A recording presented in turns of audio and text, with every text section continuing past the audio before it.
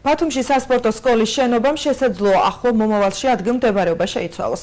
აჭარის მთავრობა სპორტ სკოლის ადგილის აუქციონზე გატანას და ინვესტორებისთვის შეთავაზებას გეგმავს. მთავრობის თავმჯდომარის განმარტებით ტერიტორია, სადაც ამჟამად აღნიშნული შენობაა განთავსებული, ინვესტორებისთვის მეტად მიმზიდველი იქნება. სპორტ სკოლის შენობა სავარაუდოდ იმ უბანში აიგება, სადაც ფეხბურთისა და რაგბის სტადიონის განთავსებაა დაგეგმილი. აჭარის მთავრობაში განმარტავენ, რომ ამით ახსაზრდელებისა და ფედერაციებისათვის ფართის სიმცირით აღჭურვილობის არქონის პრობლემებიც გადაიჭრება.